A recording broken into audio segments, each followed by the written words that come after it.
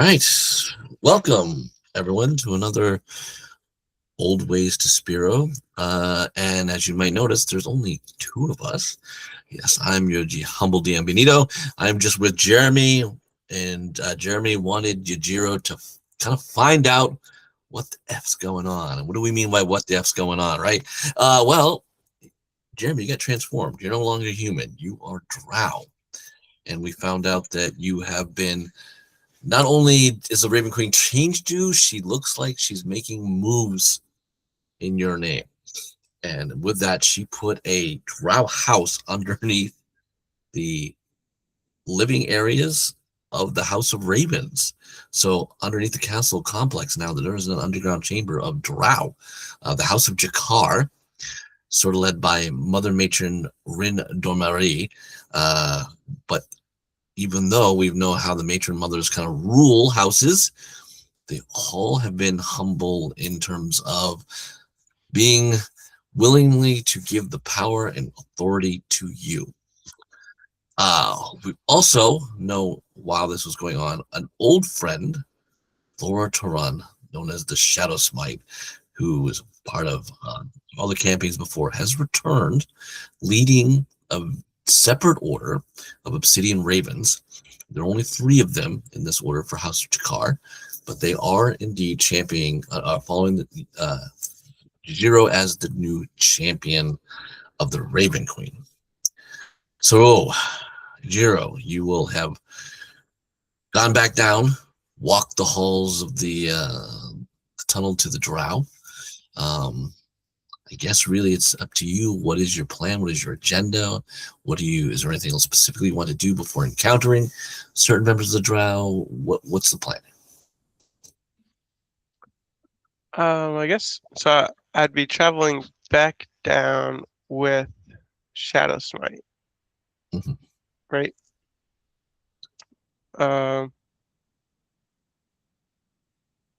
guess while traveling back down the corridor back to the drow citadel area, I'd be curious, I guess, to get a little more information about her, because this character does not know anything about her. What's up? One sec.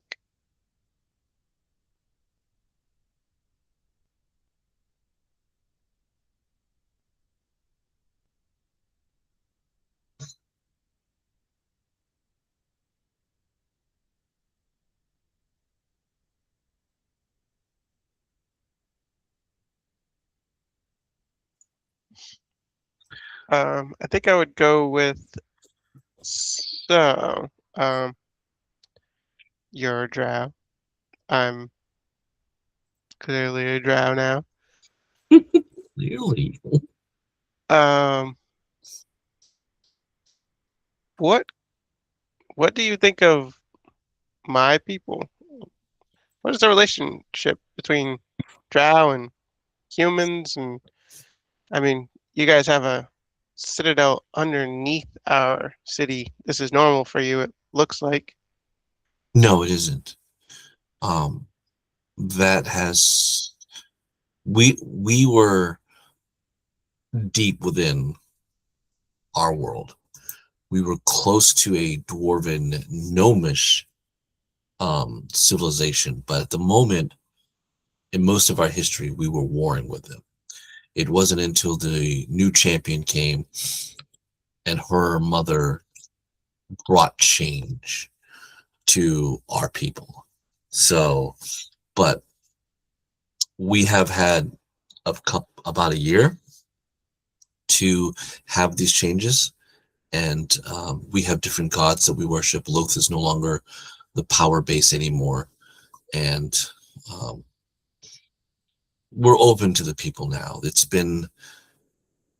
is slow. It has been hard times in our place, but the changes are beginning to happen. We actually have temples to the Raven Queen and Silk in the Elven capital, the Elven city. So relations have been definitely increasing for our peoples. But I come, most of us are old drow, so there are still some things we harbor, but we do understand to succeed, there has to be a new way of life. Okay, I see. And I guess that began a while ago, Yes. and I'm just meant to help continue that path. Okay, Well, I just know that the Raven Queens said that we needed to support you. And that is why we came. got it. All right. Hmm. And you look obviously battle hardened. What do you think of the Fae that are aiding us? I know that they are powerful and can be allies. Uh, my champion. The Fae were very active from where I come from. Okay. Did they typically pick fights with your god? No, I believe, especially because of Silk, they were in collaborations of knowing the way the magic was going to pull and the War of the Gods. So when the old gods were in their part of fighting, they were more or less on one side, protecting Silk, helping her. Hmm. I wonder what's changed. Or maybe it's just we are different. Um, yeah, Laura may not know.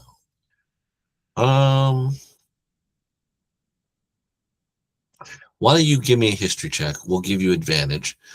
Um, to see what maybe because you two are kind of like gossiping on the long walk. Um, what may come up out of that? 18. 18. Okay, yeah. I think because again we play so sporadically. I think Yajiro starts to think a little bit because he's been getting a lot of the timetable. There are two things that come out of a lot of this. The first one that kind of comes out is Sapphire.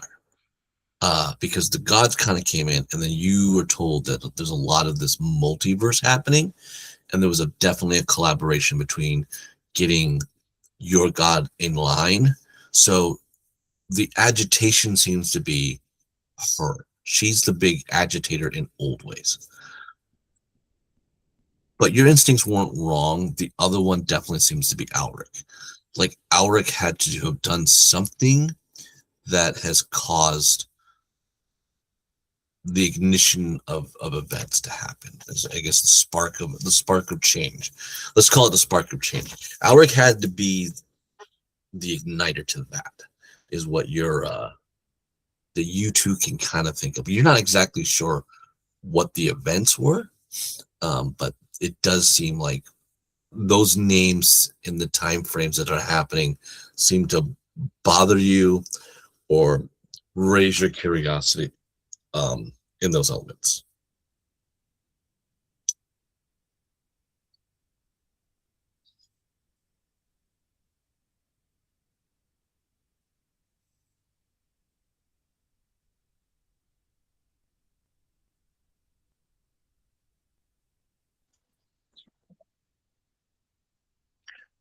All right.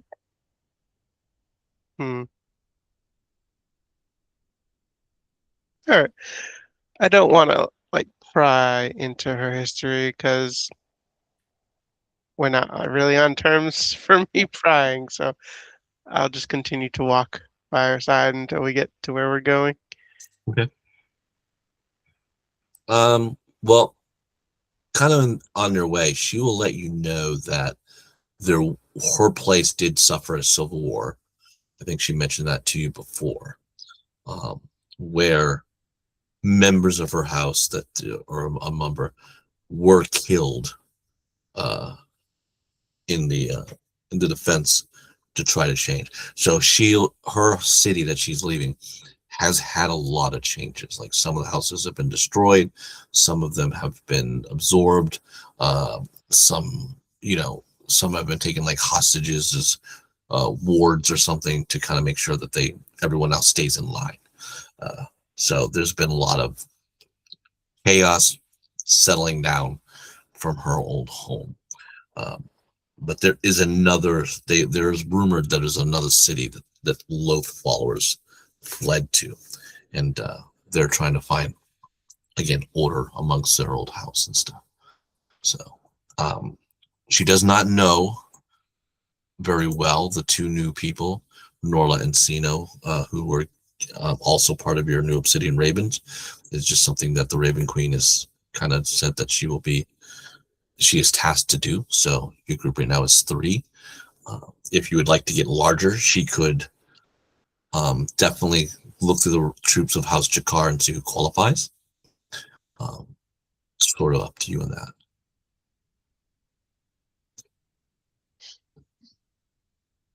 Got it. I think I'd just like to know more about each of their expertise. Uh, I think, yeah, those Nora and Sino are more or less pure fighter types, just fanatically loyal.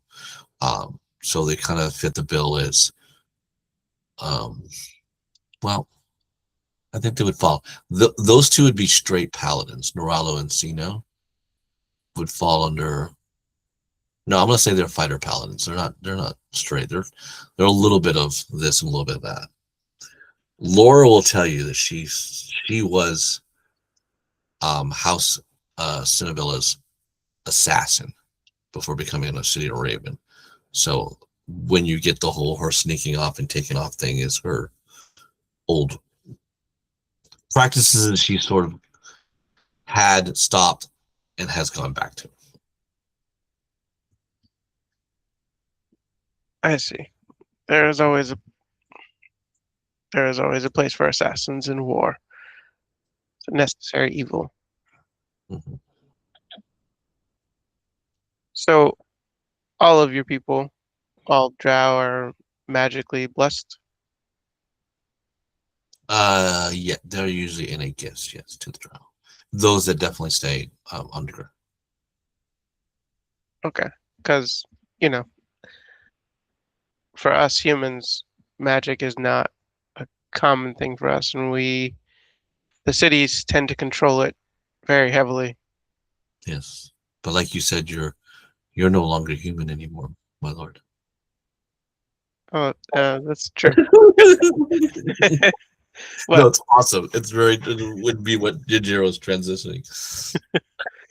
Um, and I guess in a little bit she will, as you're walking, she will like teach you some of the things that I think are you would get a little bit innate to with the dark elves. Now, do they do anything for you in the player's handbook?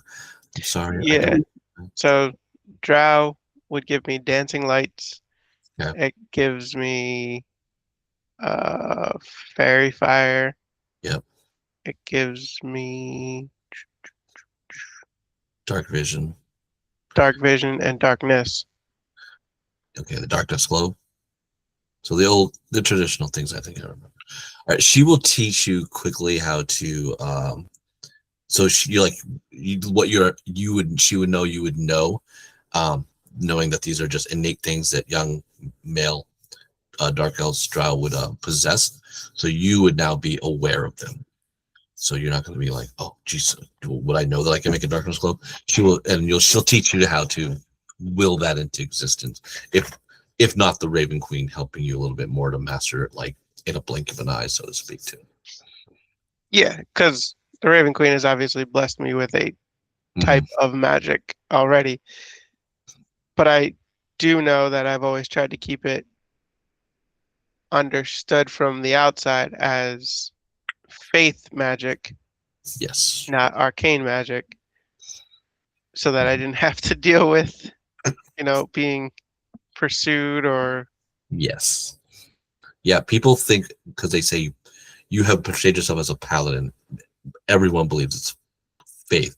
And in a way, they're not wrong. Like, because again, D&D doesn't separate how certain things are sort of coming in. It's just more like things apart. So in truth, really, it is divine. You just, like I said, you're the focal point of this whole thing, which is also, I think, what we're here for, to talk about that. You're starting to see things ramp up because the Raven Queen feels that you're being threatened, and threatened from within, not from without. So, um, she'll go through pretty much that. Um, you pretty much will get into the city, now the new house area, the House of Jakar. Um, what would you like to do there? as I'm heading back toward the main room where the matron mother was, I'm just gonna kind of study the inside of the hall, and if there's, pictures that mean things or symbolism, kind of decipher about it, trying to discern what this stuff is, what it means. Yeah, I think you have it like to roll. That would be silly because you can see a lot. Um, you're pretty much seeing a dark elf city in a lot of the past, and most of it is serving this Spider Queen. Loath becomes a dominant thing that you'll see a lot of, and it's nothing definitely pleasant to you. The Raven Queen is nowhere close to that regard there. So you can see a lot of the foolish the aspects of sacrifice, chaos. You understand a lot how women have more power. So with so much of the iconography going on, it makes you maybe a little nervous. Um, the best that you can see that were maybe in some pictures were a few war masters that you can decipher, males that did well in combat, but most were revered after dying against either impossible odds or against a huge uh, art. What was I say? Their war forges. There's a lot of that, or a dwarf king or something. But most of the things like that for House Jakar were very old, not enough that seemed like it elevated them very far. They didn't seem like they had too much grandiosity. A lot of the stuff that you see are about other houses. It's a lot of what House Jakar saw from afar, or they maybe participated, but they were like a flank of something that didn't get the worst of the worst or the greatest of the greatest of the celebration wise of things. So it's a good house that you're getting at for history of the city, but the city is definitely dark. It's crude, and you kind of get a little bit of that regard of that. So I'll turn to Shadow Smite and ask her, so by assisting us, are you not weakening your stance where you are against your other potential rival houses? I don't think that happened because when we were in danger at first because we were the only house, but the champion of the Raven Queen, her friends, they helped flip the battle. So when the Civil War was attempted, the three houses that could have done the most, could have usurped House Syndilla, were defeated and destroyed. So now the power of Silk, the power of the Raven Queen, with a few other gods, have changed that blessing. Loth doesn't have that power anymore, which is why many of those houses loyal to her have fled. So, yeah, I think we are safe now. We are just here now to, apparently the danger is here.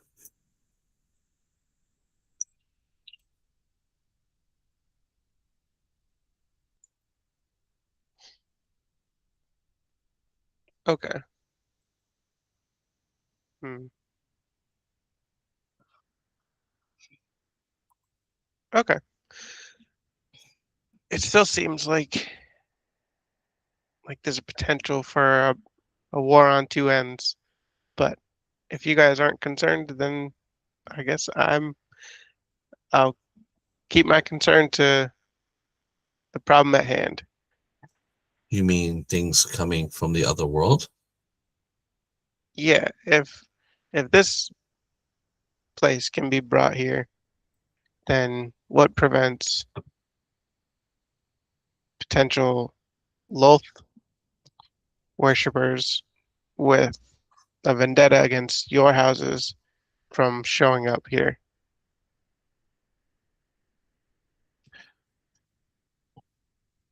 Plausible. I don't think because you're the center, because the power base is stronger here. I think, uh, I don't think they could be too close here in that regard. But from what we were quickly taught, she may do something with that with a house and bring it into Ashton City. I see. Okay. All right. Well, it's a lot to figure out.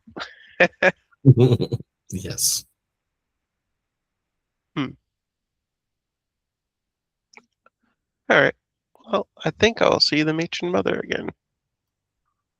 Okay. All right. You will see Matron Mother Rin, and she is, she's definitely, like I said, a very not super old but older. She's pleasant to see you, and she, of course, is now asking, "What can we do for the Raven Queen champion, the general of the armies that will bring peace and calm to the land?" Well, I guess if you could give me a little bit more of a rundown on where I stand and where you stand, because to me, you stand at the top of this, and I am just an outsider coming in, but you keep calling me the general, which is odd to me. Well, if it pleases the champion, I can continue to run all this compound of my house, of Jakar, day to day and needs. The old ways had the matrons in much more significant roles, and the city still has most of that aspect, but there are beginning to have some changes. Um, Several lower houses are looking for the outside ways of marriage proposals to strengthen what the houses are and no longer being fully run by the females. But when I dreamt, the Raven Queen said you were in danger, but there was much chaos and world changing events that were happening that you needed not only protection, but the ability to make those changes happen for her wishes and yours. So that is where my children will definitely serve as your lieutenants. And I bring 50 soldiers of House Jakar to bear. I have three uh, major war forges and four medium war forges. Uh, Pause. You need to pause. Let me see. I think I can do a stop. Yes.